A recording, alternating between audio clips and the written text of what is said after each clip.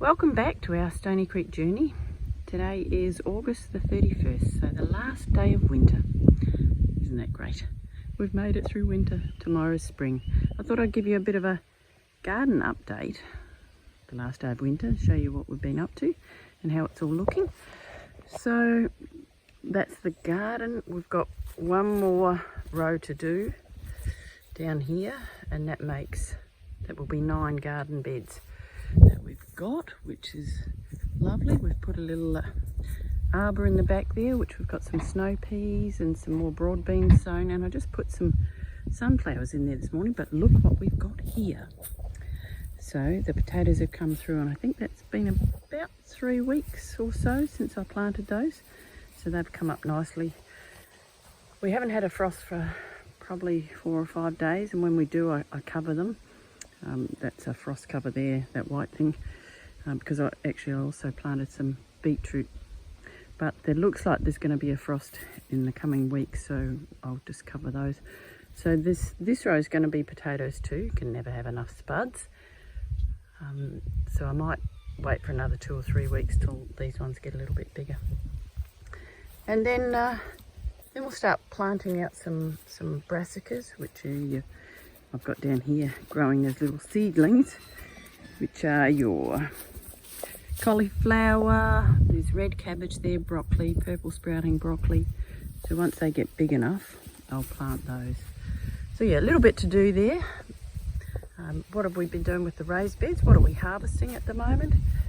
Harvesting lots. We're going to have some nice broccoli with dinner. That's a sprouting broccoli, as in it doesn't have a big head. You take off the first head, but it just has all these sprouts which you pick off, and that's great. So we've been having that, and the lettuces over there. The broad beans are looking great. They've got little flowers on them. They're not really tall, but hopefully they'll still pot up.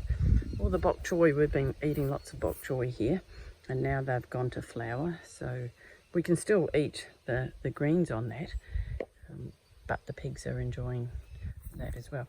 We've got the snow peas that are growing nicely. No flowers as yet, but they shouldn't be too far away, and they're growing up there nicely. So yeah, the lettuces are looking fantastic, and they're good. These are apparently Swedes, which you can see are starting to grow a bit of a tuber. They're a bit late. I put them in a little bit late, and I was just giving them a bit of a go. But the beetroot here look like they're coming away, and a little bit of extra sunlight is good. We've got some nice kale, so that the first bed looks great. The second bed, I've still got lots of silver beet, fantastic coriander. That I've never grown such good coriander actually, and it's just a mix of lettuces, really, some kale, and that's rocket, which is very nice. Some leeks over the back, and they're growing nicely, and some more snow peas here. The third bed, I haven't got too much in it at the moment. There's some strawberries. I've planted some carrots here, and they're taking quite a bit of time to come up, and under this border more carrots, and then I will plant some parsnips over there. The strawberries are in there because I ran out of place to put them, and all the other strawberries are here waiting to go in the ground. So yeah, that's the raised beds. They're growing nicely, and we're harvesting lots, which is good. We've started working on the perennial patch down the back, and I'll show you what we've done there. Starting on the back perennial patch today, the berry patch. The black plastic was on for about 2.5 months, and still there is green kikuyu shoots. So we thought we'd get the pigs in, but we're going to run out of time because things have to be planted. So we're going to dig it up. We're dingoing it. We'll dig the beds, and then we'll mulch it. So it's a start. So Greg's out here helping us. That was Greg's little dog, Tess.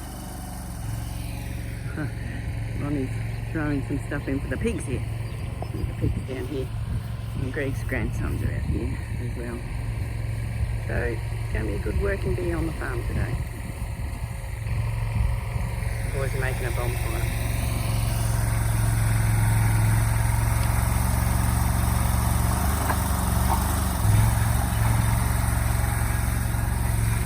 Catch back later and we'll see how it's looking. Pretty windy day here today, but just to show you what we're up to in the perennial garden bed. So it's been dingoed out and now it's just a matter of digging out the garden bed. So we're starting at the end here with the asparagus. So that needs to go in. So these two beds are going to be asparagus. And once I'm hoping I can get that in tomorrow, then we'll start on the other beds. So that's exciting. So as you saw, the boys dingoed this area on Sunday, and now we've been working the last couple of days to dig up and build the asparagus beds, which we've done. And today I've just finished planting the asparagus. And so there's around about 28 or 29 asparagus in there. So I decided to make two beds and got some spare. I've run out of mulch. But asparagus are an interesting perennial plant that once you plant it, it can be there for 20 years. And it takes around about 3 years until you can start harvesting. So a lot of the asparagus in the back there, I started from seed about 2 years ago. So we won't be harvesting any this year. We'll let it grow and go to ferns, which is what's happened there. And then once the ferns go brown, then you chop it off. And normally they come up in late spring, summer. And so asparagus, really you're in for the long game. And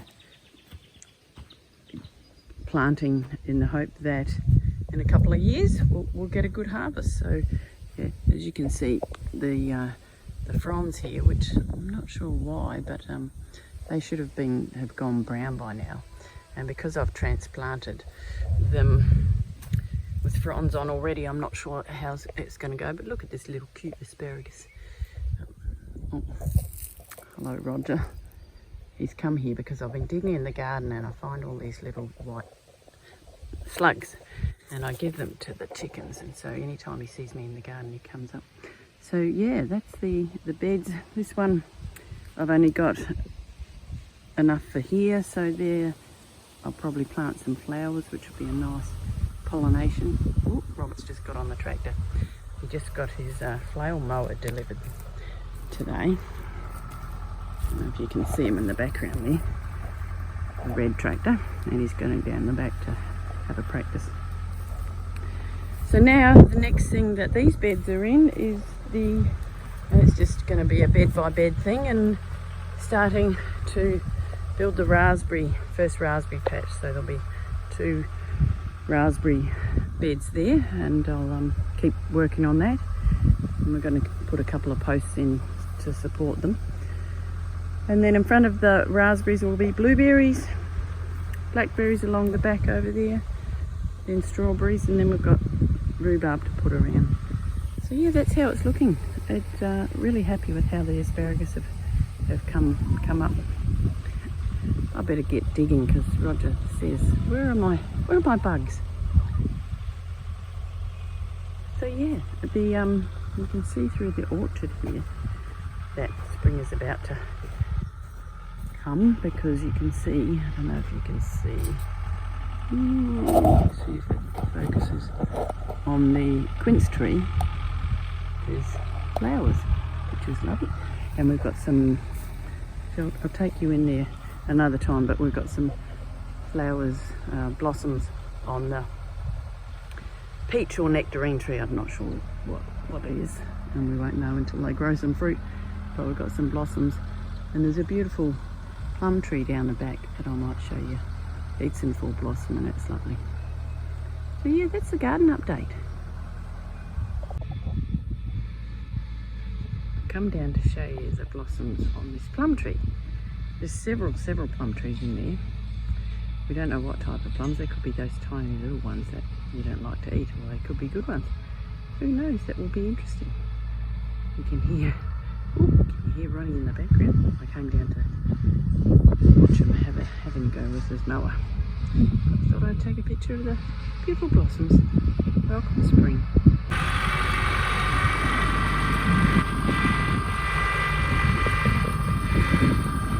So Today we got the flail mower finally delivered after quite a while, and the purpose of that is to chop down all this manky long grass so that you can give your pasture time to grow and recover, because there's just so much long dry grass that's never been grazed.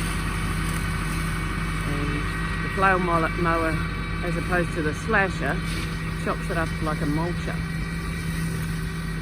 So it looks like it's working well, which is good.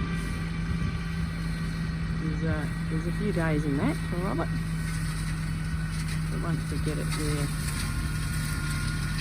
one way to up our pastures. So that's good.